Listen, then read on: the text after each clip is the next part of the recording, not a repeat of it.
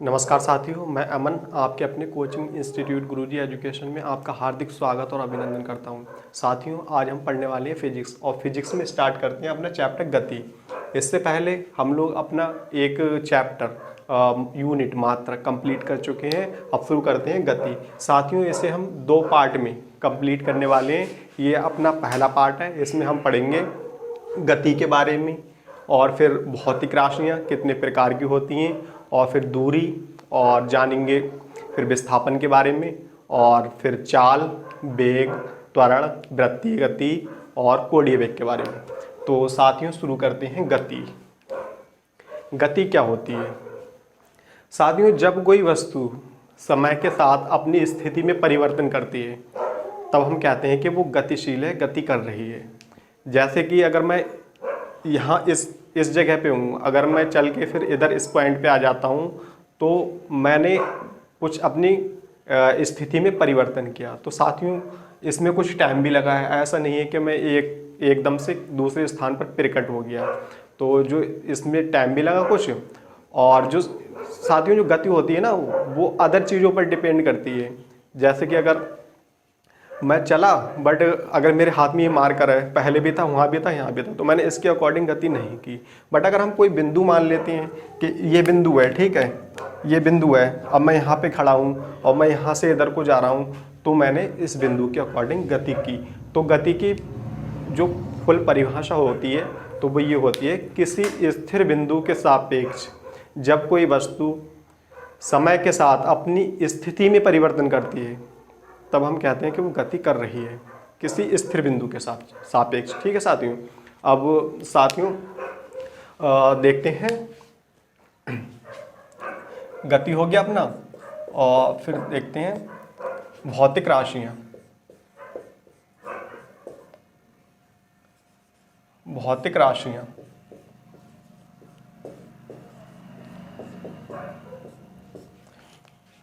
तो साथियों, वे सभी राशियाँ जो फिजिक्स के रूल्स का पालन करती हैं, या फिर हम कह सकते हैं जिन्हें हम माप तौल सकते हैं, भौतिक राशियाँ कहलाती हैं। जैसे द्रव्यमान है, टेम्परेचर है, समय है और कार्य है, ये सारी भौतिक राशियाँ हैं। और फिर अगर हम बात करें भौतिक राशियाँ क्या चीज़ नहीं है, तो साथियों जैसे विचार हैं, अनुभव हैं, ये भौतिक राशियाँ नहीं हैं। तो भौतिक राशियाँ वे हैं जो जिन्हें हम माप तौल सकें, या फिर अगर हम कुछ साइंटिफिक भाषा में ऐसे कहें, ये तो हम साधारण भाषा में कह सकते हैं, देसी भाषा में माप तौल सकें, या फिर जो फिजिक्स के रूल्स को फॉलो करती हैं, फिजिक्स के रूल्स को फॉलो करती हैं,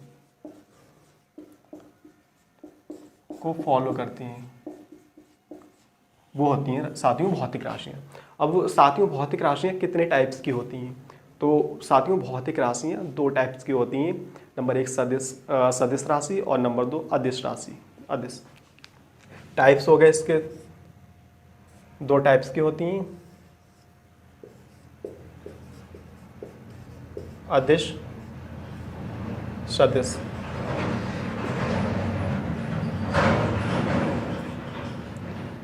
सदिश। अब साथियों, अगर हम बात करें अदिश राशियाँ, तो अदिश राशियाँ वे भौतिक राशियाँ जिनमें केवल परिणाम होता है, दिशा नहीं, वो कहलाती हैं हमारी अदिश राशियाँ। जैसे द्रव्यमान हो गया, ऊर्जा हो गया और साथियों दूरी हो गया, ये क्या है? ये हमारी अदिश राशियाँ हैं, अदिश राशियाँ। तो अगर हम इसकी परिभाषा की बात करें, अदिश राशियाँ वे भौतिक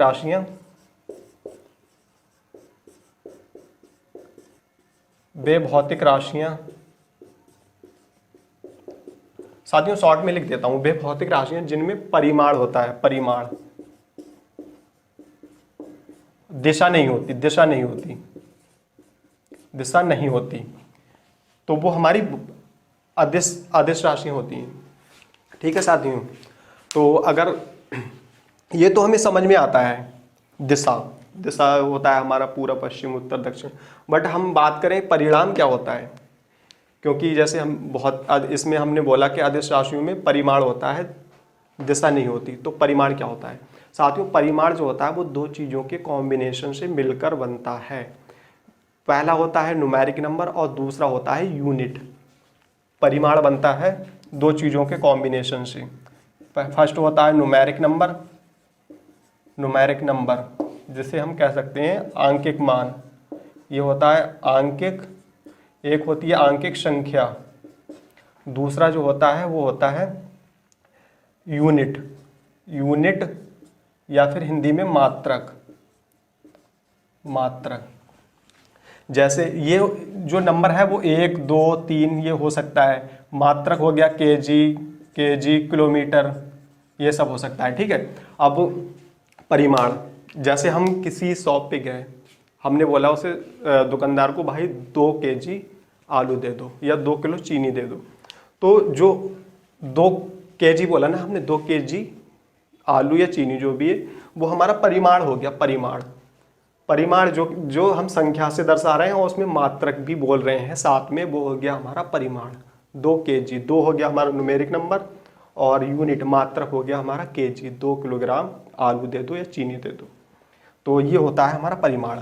तो और अदिश राशि की बात कर रहे हैं हम, तो इसमें हमने दिशा तो बोला नहीं, इसमें हम केवल बोल रहे हैं 2 केजी आलू दे दो। तो इसमें दिशा के बारे में हम नहीं बोलते। तो ऐसी राशियाँ होती हैं जो अदिश राशियाँ होती हैं। तो साथियों मैं उम्मीद करता हूँ ये आपको समझ में आ गया होगा। फिर बढ़ते हैं हम नेक्स्ट पॉइंट पे। मैं 2 सेकेंड के लिए साइड हो रहा हूँ। तो साथियों आप अदिश राशि को समझ ही गए होंगे अच्छे से कि जिसमें परिमाण होता है, दिशा नहीं। अब बात करते हैं सदिश राशि। सदिश, सह आ रहा है इसमें, सह, दिशा साथ में है। ठीक है, सदिश राशि। तो सदिश राशि वो वे भौतिक राशियाँ होती हैं जिनमें परिमाण के साथ साथ दिशा भी होती है। तो वे भौतिक राशियाँ सदिश राशियाँ कहलाती हैं। सदिश राशियाँ जैसे विस्थापन है हमारा और त्वरण है, ये क्या है, ये सदिश राशियाँ हैं। तो साथियों परिमाण तो आप समझ ही गए होंगे, मैंने आपको बता चुका हूँ मैं आपको परिमाण क्या होता है। दिशा तो होती है अपनी डायरेक्शन। ठीक है। तो वे भौतिक राशियाँ जिनमें परिमाण और दिशा दोनों होती हैं वो सदिश राशियाँ होती हैं। अब साथियों शुरू करते हैं दूरी।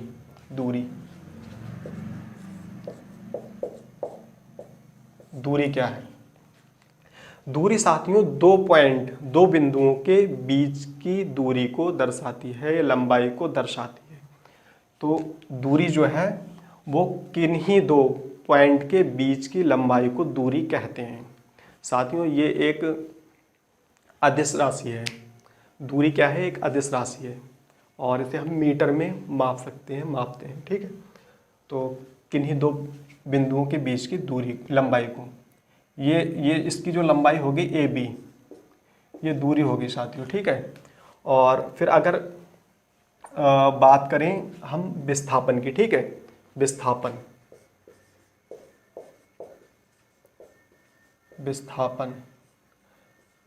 क्या होता है साथियों? ये तो दूरी होगी 2 पॉइंट के बीच की दूरी। ये ऐसे भी हो सकती है। ठीक है। या फिर ऐसे भी हो सकती है C पॉइंट। ठीक है। ये दूरी है, यहाँ से यहाँ तक हमें जाना है, तो ये इसके पॉइंटों के बीच की जो लंबाई हुई वो दूरी हुई। ठीक है। और विस्थापन क्या होता है? विस्थापन होता है साथियों किन्हीं 2 पॉइंट के बीच की न्यूनतम दूरी। किन्हीं 2 पॉइंट के बीच की न्यूनतम दूरी को विस्थापन कहते हैं। और इसमें डायरेक्शन भी होती है, एक निश्चित दिशा में किन्हीं 2 बिंदुओं के बीच की न्यूनतम दूरी को विस्थापन कहते हैं। जैसे ये भी हो सकता है D तक गया, तो अगर हम विस्थापन की बात करें तो विस्थापन एकदम सीधा डायरेक्शन में, ये हमारा ये हो गया A से D तक, ये विस्थापन हो जाएगा। अगर यहाँ से A से B तक की बात करें तो यहाँ ये न्यूनतम दूरी इसकी, ये विस्थापन हो जाएगा। तो अगर इसका मान दे रखा हो तो हम इसे आसानी से इसे विस्थापन को निकाल सकते हैं। मान लिया कि इसका 3, ये 4 दे रखा है। ठीक है। ये 4 है, ये 3 है, ये फिर ये दे रखा है, फिर हमें ये भी 3 है, फिर ये 4 है। तो ऐसे हम इसे निकाल सकते हैं। ये हम 7वीं 8वीं क्लास में पढ़ ही चुके हैं कि लंब स्क्वायर बराबर आधार स्क्वायर कर्ण स्क्वायर बराबर लंब स्क्वायर प्लस आधार स्क्वायर होता है। ठीक है। आधार स्क्वायर। तो अगर हम इसकी बात करें, ये सबसे बड़ी भुजा ये हमारी कर्ण हो जाएगी। तो ये कर्ण का स्क्वायर ये हमें ज्ञात करना है, ये 4 चौक 16, 16 हो गया हमारा, ये आधार है सॉरी, ये 3 लम्ब, 3 3 9 हो गया, प्लस 4 चौक 16 हो जाएगा, ये हो गया हमारा 25, तो हमारा ये कर्ण आ जाएगा 5, ठीक है, ये हमारी 5 आ जाएगी। और ऐसे ही 3 3 और 4 चौक 16, ये भी 5 आ जाएगी। अगर हम इसकी दूरी की बात करें तो 4 3 7 4 3 7 3 10 और 14 दूरी हो जाएगी हमारी साथियों, दूरी 14 मीटर हो गई ये। और हम विस्थापन की बात करें तो विस्थापन हो गया हमारा 10 मीटर, विस्थापन हो रहा है हमारा 10 मीटर। तो साथियों जो दूरी होती है ना वो विस्थापन से बड़ी होती है, क्योंकि जो विस्थापन जो है वो दूरी का शॉर्टकट है, बट कुछ स्थिति में विस्थापन दूरी के बराबर हो जाता है। देखते हैं कैसे। जैसे अगर कोई ए से बी तक गया मैं, ठीक है, और रास्ता ही बिल्कुल सीधा है, ठीक है, तो इसका तो कोई शॉर्टकट हम निकाल नहीं सकते, रास्ता ही बिल्कुल सीधा है, तो विस्थापन भी बिल्कुल सेम ही होगा यहाँ से यहाँ तक, ठीक है, यही दूरी है, यही सेम विस्थापन हो जाएगा। विस्थापन तो क्या होगा, ये बराबर हो जाएगा। वैसे क्या होता है, दूरी विस्थापन से बड़ी होती है, ठीक है, विस्थापन से दूरी होती है विस्थापन से बड़ी होती है। और सम केसेस में जैसे ये ए बी, तो ये होगी बराबर, तो ये हो गया हमारा दूरी कभी कभी बराबर होती है, वैसे बड़ी होती है विस्थापन से, ठीक है। और साथियों अगर विस्थापन की बात करें हम, तो विस्थापन क्या है, सदिश राशि है, सदिश राशि है, ठीक है, और इसका मात्रक जो होता है वो मीटर ही होता है, मीटर, विस्थापन का मात्रक मीटर होता है। और साथियों जो विस्थापन जो है वो धनात्मक और ऋणात्मक और जीरो भी हो सकता है, और जो दूरी होती है हमारी वो सदैव धनात्मक ही होती है, दूरी होगी वो धनात्मक ही होगी, धनात्मक, ठीक है साथियों, दूरी। और जो विस्थापन है, विस्थापन धनात्मक,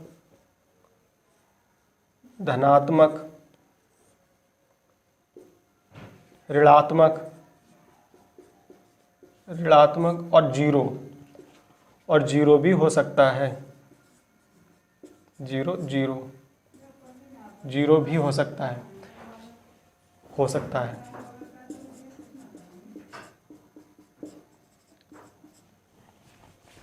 तो साथियों फिर अब मैं आपको एक एक करके विद एग्जाम्पल के साथ आपको बताने वाला हूं कि किन स्थितियों में कैसे धनात्मक हो सकता है विस्थापन, कैसे ऋणात्मक हो सकता है और कैसे जीरो हो सकता है। तो स्पेस कम होने की वजह से मुझे ये सारा मिटाना पड़ेगा, उसके बाद में शुरू करते हैं ऊपर से विद एग्जाम्पल।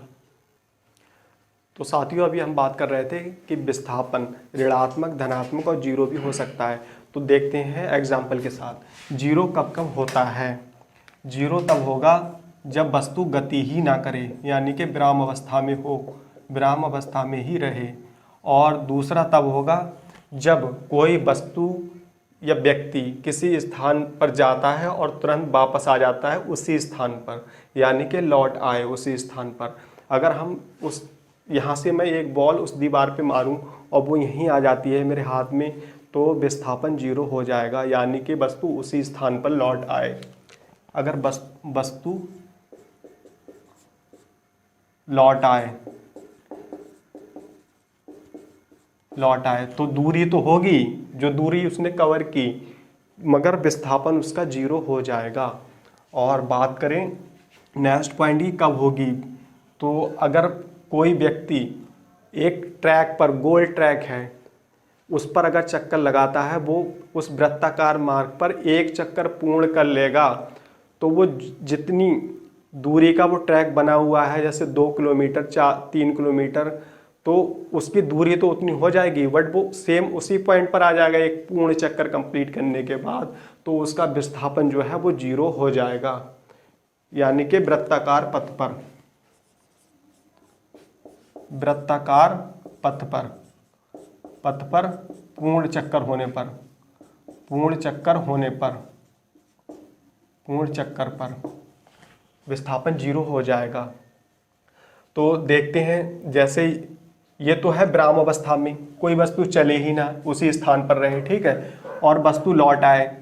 जैसे ये ए से कोई व्यक्ति गया बी पर, ठीक है, बी पर गया ये यहाँ पर, और यहाँ से ये सीधा यहाँ पर आ गया ए पर, ठीक है, इसे कुछ काम था, ये वहाँ जाके यहाँ आ गया, तो सीधा उसी स्थान पर लौट आया, तो ये इसका विस्थापन जो है वो 0 हो जाएगा।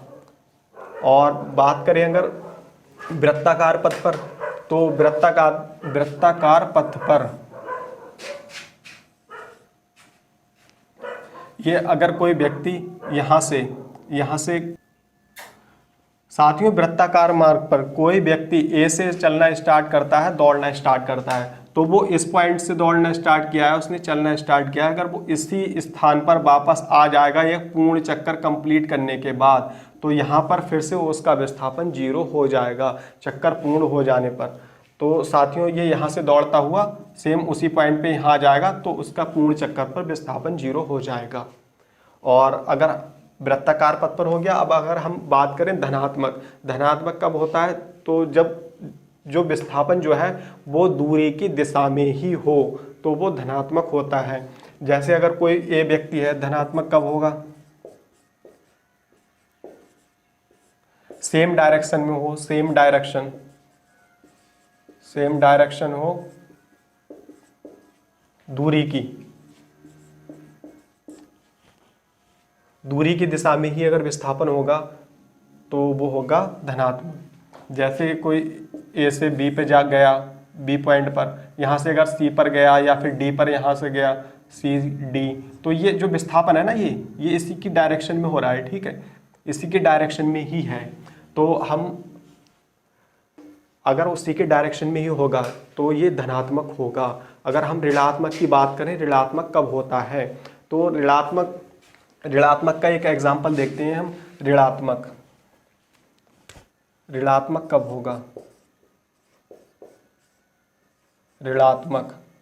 तो ऋणात्मक की अगर हम बात करें कि कोई व्यक्ति ए से चलना स्टार्ट किया, उसने ये ए से बी पर आया, ठीक है, बी से यहाँ पे सी पे आया, ठीक है, सी ऐसे होता हुआ बी पर होता हुआ, सी पर होता हुआ और यहाँ पर आ गया डी पर, ठीक है।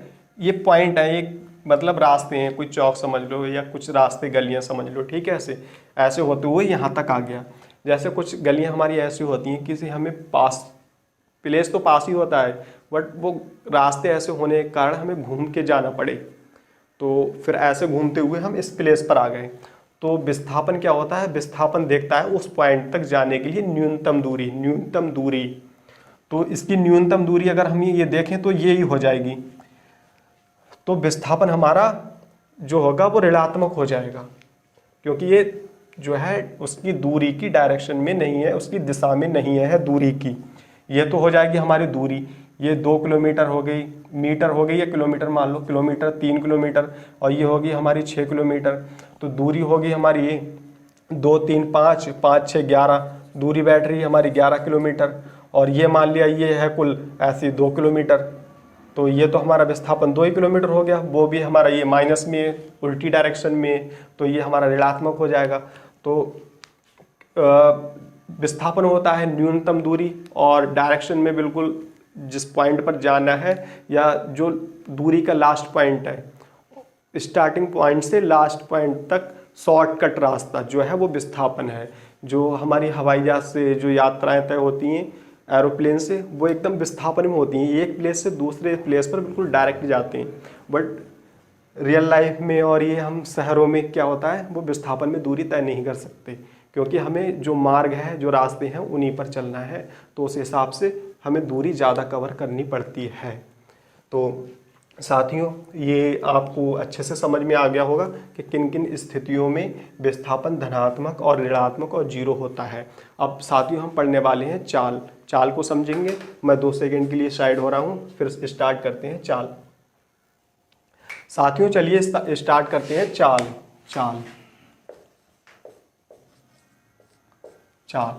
तो साथियों, चाल क्या होती है, किसी वस्तु की जो दूरी की तय करने की दर होती है ना, उसे ही हम चाल कहते हैं।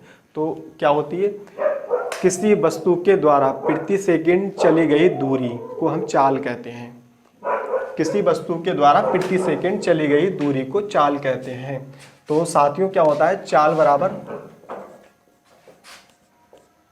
बराबर होता है दूरी बटे समय। दूरी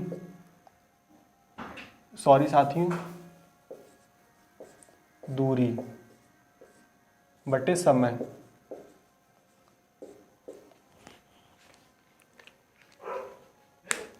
किसी वस्तु द्वारा प्रति समय में चली गई दूरी, प्रति सेकंड में चली गई दूरी को चाल कहते हैं। चाल बराबर दूरी बटे समय होता है। दूरी का मात्रक जो होता है हमारा वो मीटर होता है, मीटर, और ये समय टी आ गया हमारा, ठीक है। तो हमारा समय जो टी है तो उसे हम समय को किस में, सेकंड में मापते हैं। तो ये हम मीटर प्रति सेकंड ऐसे भी लिख सकते हैं, मीटर प्रति सेकंड। तो जो इसका चाल का जो मात्रक होता है वो मीटर प्रति सेकंड होता है। और जो चाल जो है वो एक अदिश राशि है, अदिश राशि। चाल जो है हमारी वो अदिश राशि है, अदिश राशि है। तो साथियों अगर हम कहें कि मेरा दोस्त है एक, ठीक है, राहुल 50 किलोमीटर प्रति घंटा की रफ्तार से बाइक चला रहा है, ठीक है। वो राहुल 50 किलोमीटर प्रति घंटा की रफ्तार से जा रहा है, 50 किलोमीटर प्रति घंटा, ठीक है। तो ये क्या होगी, उसकी चाल होगी, ठीक है साथियों। अगर हम इसमें ही अगर ऐड कर दें कि राहुल 50 किलोमीटर प्रति घंटा की रफ्तार से पूर्व की ओर या फिर दक्षिण की ओर जा रहा है, तो इसमें क्या बोल दिया हमने, ये उसकी स्पीड, उसकी चाल के साथ साथ हमने इसमें दिशा भी बोल दी। तो जब हम दिशा बोलेंगे, दिशा, तो यही हमारा हो जाएगा वेग।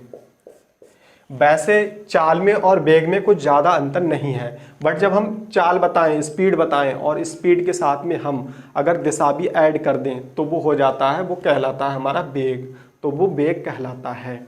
तो अगर हम वेग को अगर परिभाषित करें तो इस प्रकार से हम कह सकते हैं कि किसी निश्चित दिशा में किसी वस्तु द्वारा प्रति सेकंड चली गई दूरी को वेग कहते हैं, ठीक है साथियों।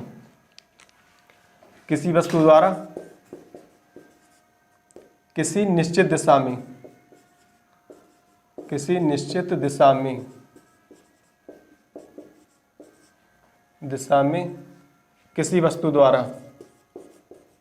किसी वस्तु द्वारा प्रति सेकंड चली गई दूरी को, ठीक है, दूरी को वेग कहते हैं, ठीक है साथियों।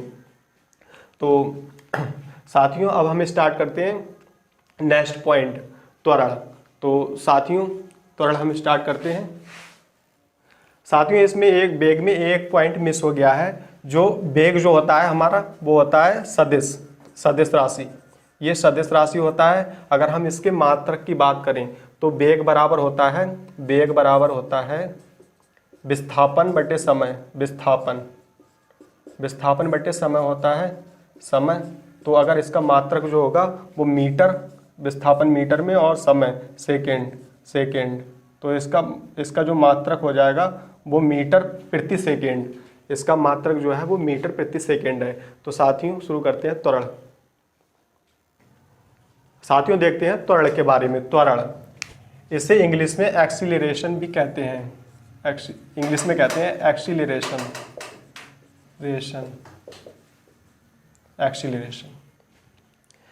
तो साथियों एक्सीलरेशन जो वर्ड है वो एक्सीलरेशन से ही शब्द बना है। एक्सीलेटर, जो एक्सीलेटर होता है बाइक का जिससे हम रेस बढ़ाते हैं, तो उससे क्या होता है जब हम वो उसे जैसे घुमाते हैं ना तो उसकी स्पीड बढ़ती है, गति में परिवर्तन होता है।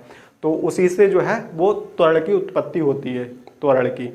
तो ये क्या होता है, जब किसी वस्तु की प्रति सेकेंड या हर सेकेंड जो वेग में परिवर्तन होता है, किसी वस्तु के हर सेकेंड वेग में परिवर्तन को त्वरण कहते हैं। किसी वस्तु के प्रति सेकेंड वेग में परिवर्तन की दर को हम त्वरण कहते हैं। तो परिवर्तन हम कैसे निकालेंगे? जैसे कोई भी नंबर पहले 100 था, ठीक है, फिर वो बाद में 110 हो गया, तो कितना 10 का चेंजेस हुआ, तो हम इसमें से 110 में से अगर हम ये पहले वाला मान घटा देंगे तो हम इससे निकाल सकते हैं 10 आ गया। ऐसे ही हम त्वरण को कैसे निकालेंगे? त्वरण को निकालने के लिए हम उसका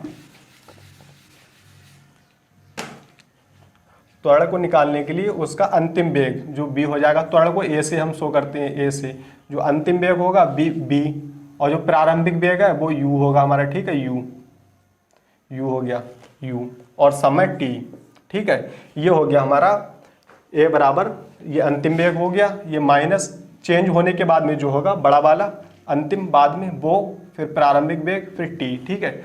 और अगर हम t को इधर ले लें at, तो at बराबर हो जाएगा b माइनस यू। तो अगर b बराबर u इधर आ जाएगा तो b बराबर u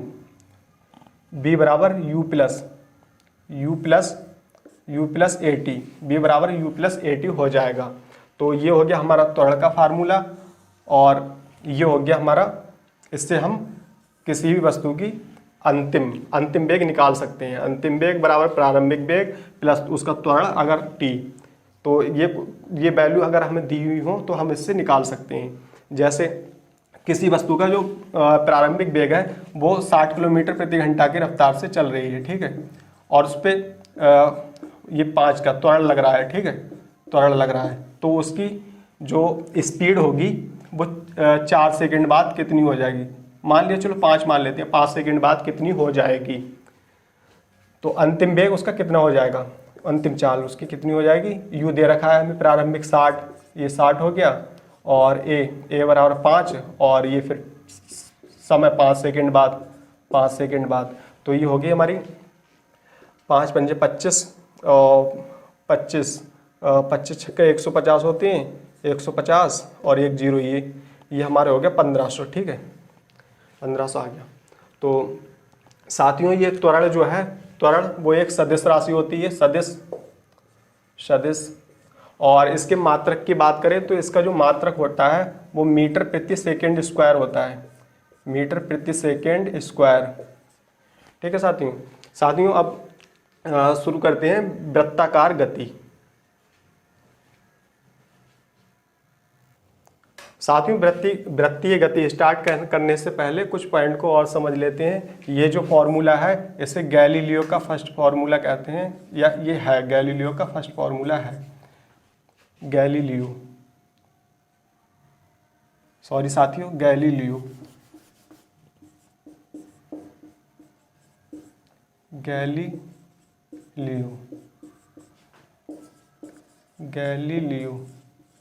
का फर्स्ट फॉर्मूला है, ये फर्स्ट फॉर्मूला है, ठीक है, फर्स्ट फॉर्मूला। और साथियों जब समय के साथ वेग में घटती है, मतलब उसकी घटौती होती है, समय के साथ वेग जब घटता है तब जो त्वरण होता है वो ऋणात्मक होता है, तो उसे रिटार्डेशन भी कहते हैं, मंदन कहते हैं। जब समय के साथ वेग घटता है, वेग घटता है तो उसे मंदन कहते हैं, मंदन या रिटार्डेशन कहते हैं, ठीक है साथियों। जब वेग बढ़ता है, वेग में परिवर्तन होता है, तब त्वरण होता है, और जब वेग घटेगा तो जो त्वरण ऋणात्मक होगा उसे मंदन या रिटार्डेशन कहेंगे। अब साथियों शुरू करते हैं हम वृत्तीय गति। वृत्तीय गति क्या होती है? वृत्तीय गति साथियों मैं इसे रफ कर देता हूं।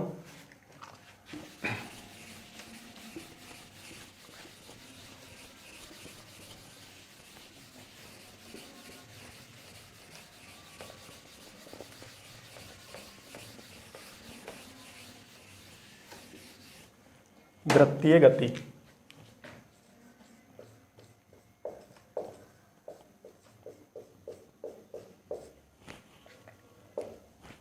साथियों जब कोई वस्तु वृत्ताकार मार्ग पर, वृत्ताकार पथ पर गति करती है तो उसे हम उसकी गति को वृत्तीय गति कहते हैं।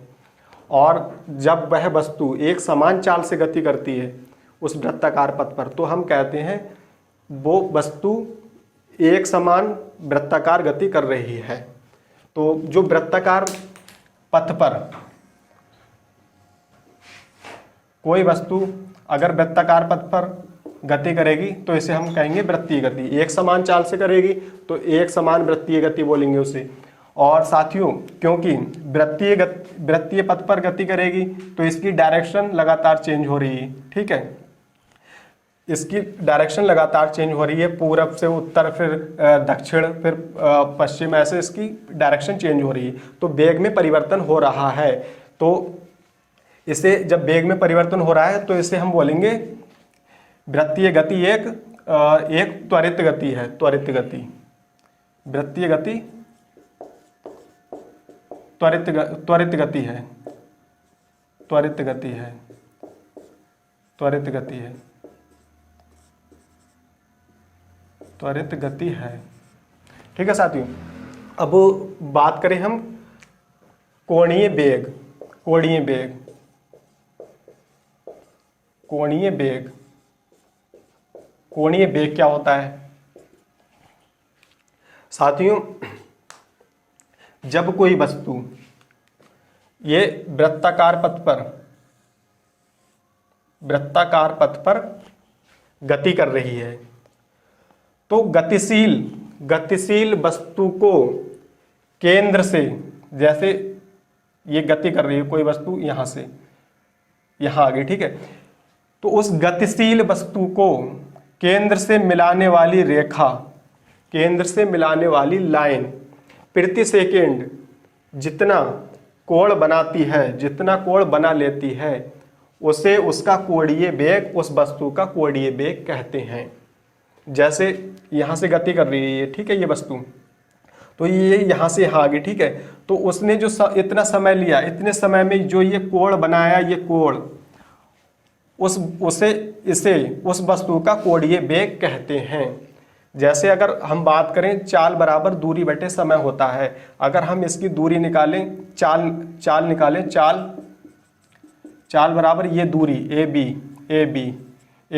ये हो गई ए बी, तो समय मान लेते हैं टी, तो ये इसकी चाल होगी ए बी बटे टी। अगर हम इसकी बात करें, इसकी ये थीटा की, तो कोणीय वेग होता है, कोणीय वेग इसे ओमेगा से शो करते हैं, ओमेगा बराबर होगा थीटा बटे टी। साथियों थीटा बटे टी होगा। अगर हम मान लें कि ये जो वस्तु है ये चक्कर लगा रही है, अगर ये पूरा एक चक्कर पूर्ण कर लेगी तो इसकी चाहे त्रिज्या कितनी भी हो, चाहे ये ट्रैक, ये गोला, ये वृत्त 1 या 2 किलोमीटर का हो, अगर वो वस्तु पूर्ण चक्कर लगा लेगी तो इसका कोण कितना होगा? इसका कोण हो जाएगा साथियों पूरा 360 डिग्री का। वृत्तीय पथ पर घूम रही है तो एक पूर्ण चक्कर होने पर यह थीटा हो जाएगा 360 डिग्री। 360 डिग्री हो जाएगा, समय हो जाएगा टी, ठीक है। 360 को हम अगर 2 गुणा 180 लिखें और टी हो गया, तो अगर पाई का मान जो होता है साथियों, पाई का मान होता है वैसे तो 22/7। अगर हम इसे अगर डिग्री में चेंज करते हैं तो वो होता है 180 डिग्री पाई का मान, तो हम इसे लिख सकते हैं 2π/t। साथियों ये हो गया इसका ओमेगा बराबर 2π/t। साथियों ये कोणीय वेग का फॉर्मूला हो गया, तो इसकी मदद से हम कोणीय वेग निकाल सकते हैं। जैसे अगर हम निकालना चाहें सेकेंड वाली सुई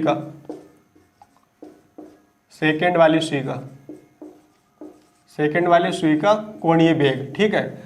अगर सेकेंड वाली ये जो होता है ना ओमेगा बराबर 2πt, ये हमने मान लिया है कि ये पूर्ण चक्कर, वो वस्तु पूर्ण चक्कर लगा चुकी है, तब हमने लिया है 2πt। अदरवाइज ओमेगा बराबर ये θ/t ही रहेगा फॉर्मूला। अगर हम निकालना चाहें सेकेंड वाली सुई का कोणीय वेग कितना होगा, तो हम इस फॉर्मूला की मदद से निकाल सकते हैं 2 पाई बटे टी। तो हमने यहाँ पे यही माना है 2 पाई मतलब ये सुई जो है सेकेंड वाली ये अपना पूरा चक्कर कंप्लीट कर चुकी है। तो पूरा चक्कर इसने कंप्लीट कर लिया, तो ये यहाँ पे टी की जगह पे 2 पाई और टी के स्थान पर आ जाएगा 60 सेकेंड, और ये 2 से ये कट जाएंगे 60, ये आ गया 30, तो ये पाई बटे 30 ये आ जाएगा इसका वृत्तीय गति कोणीय वेग। ये हो गया इसका सेकेंड वाली सुई का कोणीय वेग। साथियों, मैं उम्मीद करता हूं कि आज की क्लास आपको अच्छे से समझ आ गई होगी और आपने हमारे वीडियो को लाइक कर लिया होगा और हमारे चैनल को सब्सक्राइब कर लिया होगा। साथियों, ये अपनी गति चैप्टर की ये पहला पार्ट था और जिसमें हमने ये कुछ पॉइंट्स कवर किए। हम लगभग ये आधा चैप्टर कंप्लीट कर चुके हैं। आधा चैप्टर हम अपनी अगली नेक्स्ट वीडियो में देखेंगे। साथियों, तब तक के लिए अपना ख्याल रखिए और अच्छे से पढ़ाई करते रहिए। जय हिंद, जय भारत।